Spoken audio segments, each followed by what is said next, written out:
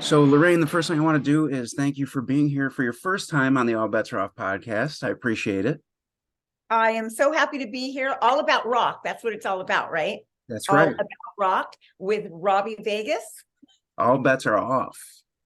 All, all bets are off. Oh, I am a gambler when I'm in Vegas. I play the roulette table. So 17 black Oh stacked. man, I'm a roulette player too. So I Oh, we'll yeah. have to we'll have to combine notes or something because I really don't know what I'm doing. I just have numbers that I like and I just use them. And a funny story, this last two shows ago, we played at Delgado Casino. And after the show, Britt was like, let's go play roulette because we wanted to do that. And so we went, I had $100 bill that I borrowed from Julia actually, because I couldn't find my wallet at the moment. And so we went and this man came up and he was a fan, he was a friend of the band, and he really liked me. And he was like kind of all over me. And his wife was there, and it was really interesting. Anyway, so I put my 100 down, he put 100 down and matched me, and then told me that I could bet wherever I wanted to bet. And I was doing kind of okay. And then he kind of looked at me like, what are you doing?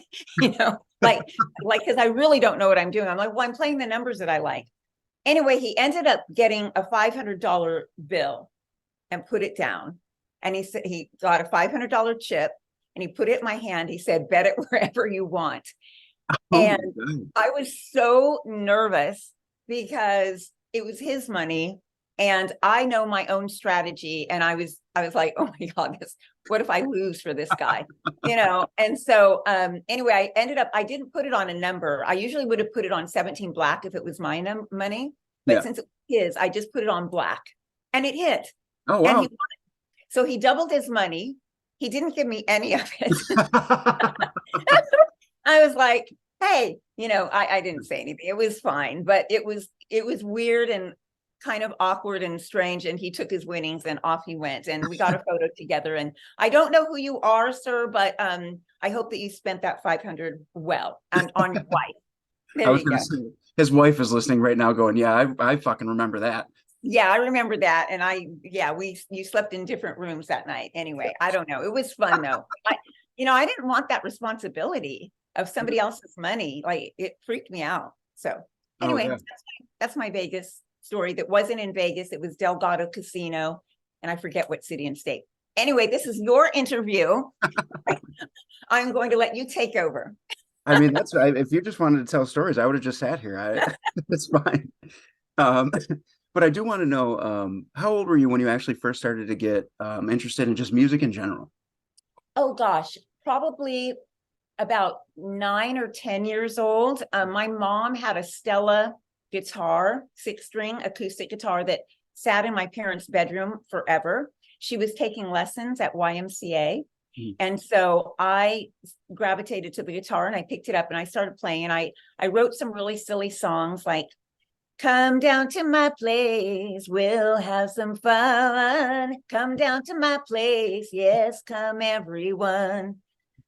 All those kinds of things. My parents would make me sit in the living room when friends and relatives would come over and I would perform for them. So I started at a really young age getting into music. However, it was David Lee Roth when I saw Van Halen first tour in Albuquerque, New Mexico. I want to say Tingley Coliseum. Mhm. And I was on my chair the whole night, standing up, couldn't believe how effing amazing they were. And Dave was so cool. And I've told this story before, he comes out crotch first whenever he comes out on stage. It's just like, bo, bo, bo, here I am. And I was mesmerized and just thought they were so badass and so fun. And Dave was the coolest. And I didn't care that he didn't sing all the words. That didn't bother me. He's a showman. Yeah. And I am really a show woman. I am a performer. Yes, I'm a musician. Yes, I play guitar. I'm a rhythm player. However, I'm a performer. I love being on stage. I love connecting with the people, and that's what I do. And I gravitated to Dave because that's who he is. And so that's basically what started me in the vein of what I wanted to do. And it's funny, someone asked me recently, they asked me a question, when you were growing up, what did you want to be? Mhm. And I said David Lee Roth. Like clearly. I mean, I dabbled with the idea of being an attorney. I was going to go to law school and all of that after college, but no, when I saw Dave, I just knew I wanted to be him. And my girlfriends all wanted to go to the hotel. They were staying at the Hilton in downtown Albuquerque, New Mexico, and everybody wanted to go and like wait for him. And I wasn't interested in that. I didn't really want to meet him. I wanted to be him. And that's the difference between girls that hang out with bands and girls that want to be up on stage. And that's the truth. I wanted to be up on stage and do my thing. No, and that makes perfect sense because the last time I saw you, I think the first thing I said when you got off the stage was you're the female David Lee Roth. So Thank you so much. Music to my ears. Thank you. I appreciate that. And I appreciate people understanding that I'm here to rock the house. And I love it that people connect with me, and it is an honor, and I'm grateful as ever. I will tell you, however, there has recently been a new phrase coined for me, which I'm embracing. okay. Which I was just called the Donatella of rock and roll, Donatella Versace. Okay. So I'm all about it right now. Yes, our last show in Houston, that was something that someone said to me when I got off stage and met them. And he's a TikToker named Christian Lang. I think he has 1.5 million followers on TikTok. And he was at my show, at our show, Vixen show. And yeah, that's what he said to me, and I'm embracing it. I'm going to wear it like a badge. So that's a very Lorraine like way to put that. So I could see why that would be good for you. I liked it. I liked it. You know, I do too. Yeah, I'm pretty basic and pretty down to earth. I have this other side of me though, that like I love being on stage and connecting with people, and being the lead singer of Vixen is just such an honor. And I love the songs and I love the music and I love the girls. And to be doing this at this stage in my life is such a great thing. And I've said this before, you never know what is around the corner. If someone would have told me back in the day that I would be the lead singer for Vixen in 2022, or actually 2019 is when this all started, almost 5 years ago. Yeah. I would have been like, huh? How is that even possible? That doesn't make sense. What are you talking about? And here we are. And I don't see any end in sight. Things are going very well for the band. So very excited. Oh God, yeah. And I mean, since we're talking about it now, let's just jump into it. So how did you actually become the front woman of Vixen? Well, I sat in for the original singer back in 2018 when she had a health issue. So I've known the band for a very long time. I mean, Roxy and I go way back. Cher and I go way back. I mean, I have loved the girls forever. Roxy and I had a project together ages ago called Rocktopus. And we recorded with Michael Wagner, and some really great songs came out of that. Jeff Young on guitar. I mean, it was a really great time. And then I had a band called Ellie Nookie that was a cover band in LA. I was kind of trying to put this all-star kind of thing together, that we could play weekends and etc. And Cher was my bass player for a minute in that. Really, really great. And Lisa Leverage, who toured with Courtney Love, Alex Kane on guitar every once in a while. I mean, it was a really fun project. So I knew the girls for a long time. And so when they asked me to sit in for this Oklahoma show, I mean, I was scared to death in a way, because it was, first of all, it was kind of it happened and I needed to step up quickly and make a decision quickly. And I know the Vixen catalog, but I don't know it inside out. And there's a difference between knowing the songs and singing the songs and all of the lyrics. I mean, there's a lot of lyrics in these things. So I was like, let me live with the songs for a few days and give you an answer by the end of the week. And so I just lived with it. I mean, I was just on my bed with my dogs, just like listening to everything, the live stuff, and just immersed myself. And then we did the show, and it felt great. It felt great. We did Waiting for the Big One. The girls killed it. I mean, it just felt really great and really natural. So then when they decided that they were going to, things were changing with the landscape of Vixen, Roxy reached out to me, and I had just called our agent and told him that I was done with Femme Fatale. Oh, wow. Yes, because we had been touring for about 7 years and it was great fun. The girls in the band are amazing. Courtney Cox, Nita Strauss, Nikki Stringfield, Janice Tanaka, Athena, Rachel Ryan on drums. I mean, I had a lot of people involved in that. Mhm. And as much as I loved it, it just felt like it was time to put it to rest. And so I did. And it was the very next day that Roxy called and said, Wow. and she was like, "What are you doing?" And I was like, "Oh, I was at work." Mhm. And I was like, "I'm actually in my car right now, taking kind of a break, a timeout." And she said, "Well," she said, "we're thinking about, making a change about the future. This and that's going on. What do you feel about being the singer of Vixen?" And I said, "Oh, this is so bizarre because I just basically told Sullivan Big, our agent, that I'm done Mhm. like last night." And she said, "Done?" And she said, "What do you mean done?" And I said, "Yeah, I'm pretty much done. I'm done." Like, is it, when you're the leader of the band, and Roxy is in this position now, Yeah. it's everything. She's the boss. She handles everything. She handles merch. She handles us, everything. And this is her baby. Mhm. Keeping the legacy of Vixen alive is an honor and a thrill. The main business of it falls on Roxy. Yeah. We're there to support her in every way that we can. And I do feel like we are equal. I do feel like we are a band. At the same time, she's number one. She's the queen bee. She's the boss. So I know what that feels like from being the leader in Femme. And it's a lot. And I had just reached my limit. I just was done.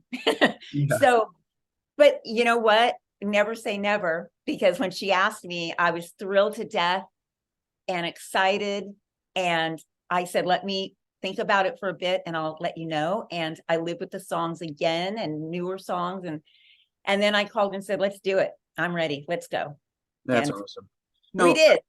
I think that's cool that you guys do Waiting for the Big One also, by the way, because I mean, if we backtrack just for the listeners, so you knew the girls forever, but when you were in Femme Fatale in the 80s, I would assume that that's how you all originally met. Actually, the bizarre thing is we didn't meet in the 80s. Wow. So they were signed to EMI Manhattan. I was signed to MCA. Um, and I brought this up before, like, where did you guys live? Because the only time that I ran into Vixen Mhm. was when we were on tour and also at some of the big parties and events. Like Oh, I met Jan at the Universal Amphitheater, and backstage, I forget what show we were at, to be honest with you. I really don't know. Maybe it was Billy Idol. I'm not really sure. But I met Jan backstage, and luckily somebody took photos of us together.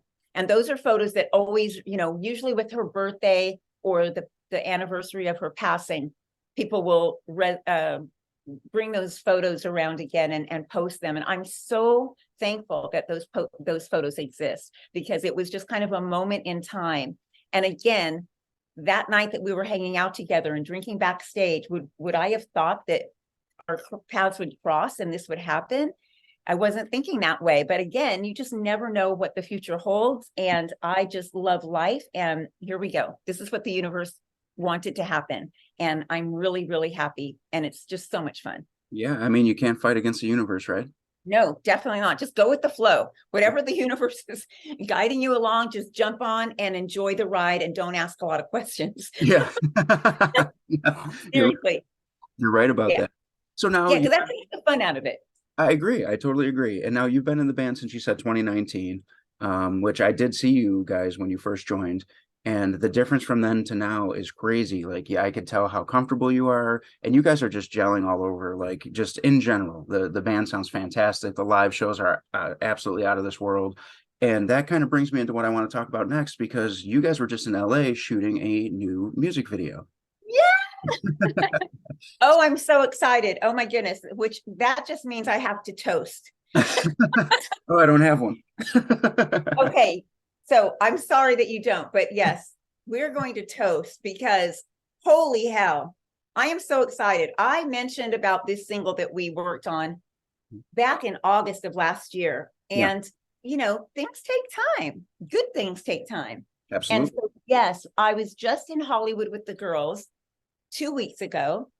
We all stayed at the Roosevelt Hotel, and we worked on our new video for our brand new single that I'm so excited because it's us. It's Julia Lage on bass and background vocals. It's Britt Lightning on lead guitar, rhythm guitar, and background vocals. It's Roxy Petrucci on drums and me on vocals. Like it's us. It's us now 2023. So I'm really excited for people to hear it. I mean, we will always honor the songs, the legacy of Vixen and the sound, and I do my best to honor the vocal. At the same time, I'm me, and I do things a little bit different, and my voice is different, and this is going to be us, 100% us. So I toast, I cheer, and I say rah, rah, rah, and I cannot wait. And I'm sorry you don't have a cocktail, but cheers. That's okay. I mean, I'm excited to hear, well, I should say to see the video because I've already heard the song. And just a spoiler alert for my listeners, it's really fucking good. So I think everybody's going to be really stoked to hear it. And I can't wait to hear you guys do it live. Me too. It's going to kick ass, right? It's going to be so cool. And the thing I love about this song, and it's so sad that people haven't heard it yet, but we're going to talk about it anyway, since I mean, it's fresh. It's now. It's current. Yes, it's Vixen. Yes, it is Vixen harmonies. Yes, it is powerful drums and bass and guitar.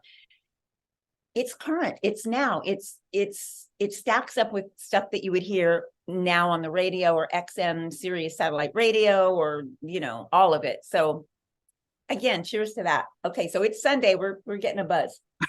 There's nothing wrong with that. So let's I want to take just a curve away from music for just a second because I want to touch on the fact that you also work in television. I do. Oh my goodness. Yeah, I am a busy girl for sure. I got into television back in 2013, I want to say. Wow. I've always been fascinated with television.